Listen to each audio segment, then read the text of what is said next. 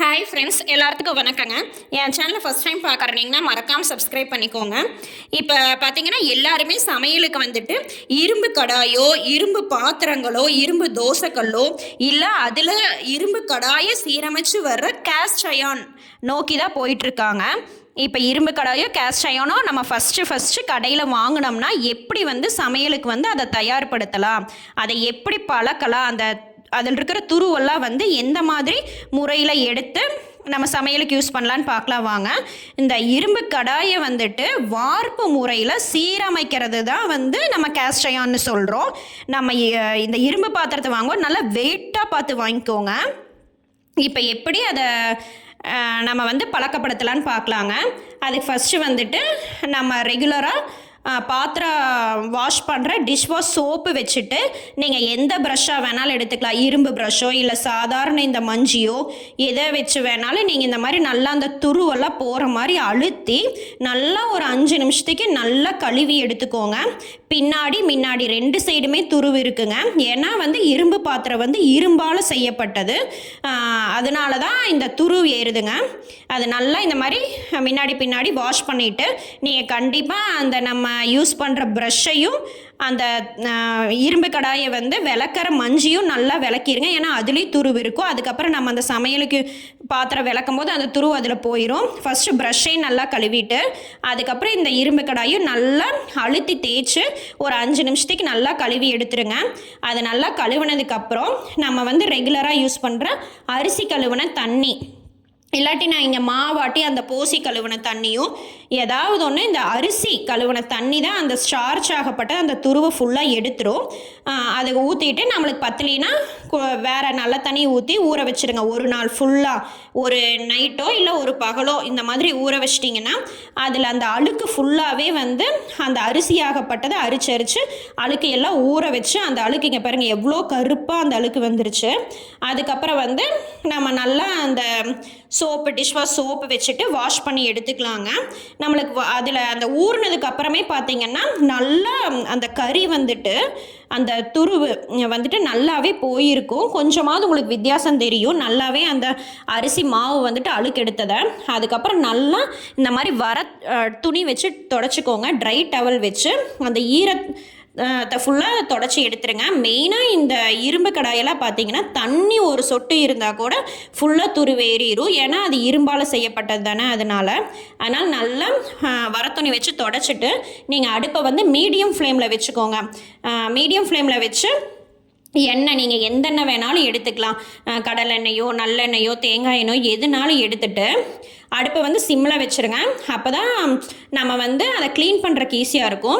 எண்ணெய் அப்ளை பண்ணிவிட்டு அதுக்கப்புறம் சால்ட் உப்பு வந்து 2 டேபிள் ஸ்பூன் போட்டு நல்லா இந்த மாதிரி ஃபுல்லாக ஸ்ப்ரெட் பண்ணி விட்டுருங்க. அந்த உப்பும் எண்ணெயும் தான் வந்துட்டு இன்னும் இருக்கிற அழுக்கு துருவு எல்லாத்தையும் நல்லா நம்மளுக்கு எடுத்து கொண்டு வரும். இந்த மாதிரி ஒரு சின்ன துணி வச்சுட்டு நல்லா தேய்ச்சிங்கன்னா தேய்க்க அங்கே பாருங்கள் அந்த துரு ஃபுல்லாக கொஞ்சம் கொஞ்சமாக வரும். சூடுலேயே நீங்கள் தேய்ச்சிங்கன்னா மட்டும்தான் அந்த உள்ளே இருக்கிற துரு ஃபுல்லாகவே வருங்க. மெதுவாக பார்த்து தான் நம்ம, ஏன்னா ஹீட்டு ஆகிட்டே இருக்குல்ல, சூடாகிட்டே இருக்கும்போது நம்மளுக்கு வந்து தேய்க்கிற கஷ்டமாக தான் இருக்கும். அதனால் சிம்மில் வச்சு இந்த மாதிரி ஒரு 4 டைம் 5 டைம் டிஷ்யூ பேப்பரோ காட்டன் கிளாத்தோ வச்சு நல்லா அதை ரிப்பீட்டடாக தேய்ச்சி எடுத்துட்டு ஒரு 3 டைம் தேய்ச்சிங்கனாவே இந்த மாதிரி ஃபுல்லாக துரு வந்துடும். அதுக்கப்புறம் நம்ம வந்து நார்மலாக டிஷ்வாஷ் போட்டு கழுவி எடுத்துக்கலாங்க. அதுக்கப்புறம் பார்த்திங்கன்னா இது வந்து சிம்பிள் மெத்தட் தான். ஃபஸ்ட்டு வாஷ் பண்ணிவிட்டு அரிசி கழுவின தண்ணியில் ஊற வச்சுட்டு எண்ணெயும் உப்பும் போட்டு ஒரு 3 or 4 டைம்ஸ் நல்லா அந்த துருவை எடுத்துட்டு வாஷ் பண்ணிவிட்டு நீங்கள் வந்து மறுபடியும் கடாயை வந்து துணியில் தொடச்சிட்டு மறுபடியும் மீடியம் ஃப்ளேமில் வச்சு டிஷ்யூ பேப்பர் வச்சு இன்னும் இருக்கிற துருவையெல்லாம் எடுக்கிறக்காக தான் இந்த ப்ராசஸ்ங்க. ஏன்னா ஃபஸ்ட்டு டைம் நம்ம யூஸ் பண்ணும்போது அந்த இரும்பில் வந்து இருக்கிற துருவோ அழுக்கோ நம்ம எடுக்கணும்.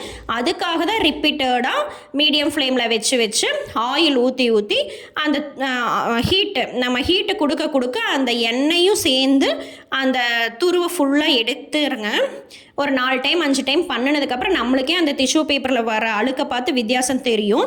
கடைசியாக நல்லா ஒயிட்டாக வர வரைக்கும் ஒரு 2-3 டைம் வந்து அந்த மாதிரி ஆயில் அப்ளை பண்ணி தேய்ச்சி எடுத்துட்டு கடைசியாக வந்து நம்ம எப்படி பழக்கலான்னு பார்த்தீங்கன்னா அந்த ஆனியனில் இருக்கிற ஜூஸ் வந்துட்டு இன்னும் அந்த அழுக்கையெல்லாம் எடுத்துரும் அப்படிங்கிறக்காக தான் கடைசி ப்ராசஸாக ஏதாவது ஒரு எண்ணெய் விட்டு நம்ம பெரிய வெங்காயத்தை அரிஞ்சு போட்டு அந்த வடச்சட்டியில் பூரா நம்ம வந்து ஃபுல்லாக ஸ்ப்ரெட் பண்ணி எடுத்தோம்னா அந்த ஆனியனில் இருக்கிற ஜூஸில் அந்த அழுக்கு ஃபுல்லாக வந்துருங்க. அதுக்கப்புறம் லாஸ்ட்டாக நம்ம வாஷ் பண்ணி எடுத்துக்கலாம். கடாயை ஃபுல்லாக வாஷ் பண்ணி எடுத்துட்டிங்கனாவே நம்மளுக்கு வந்து சமைக்கிறதுக்கு தயாராகிரும்.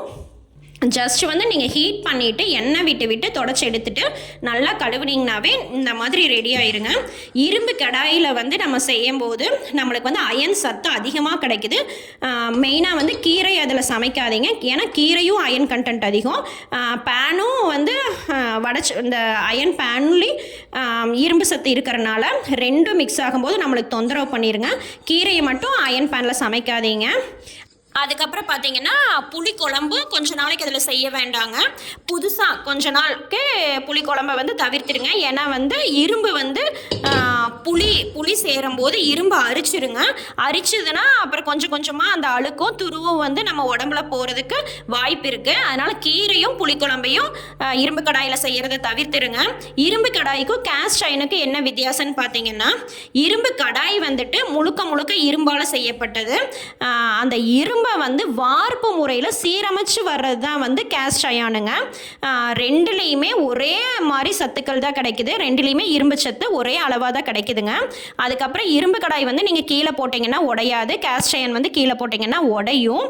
இதுதான் கேஸ்ட் அயானுக்கு இரும்பு கடாய்க்கு உள்ள வித்தியாசங்க.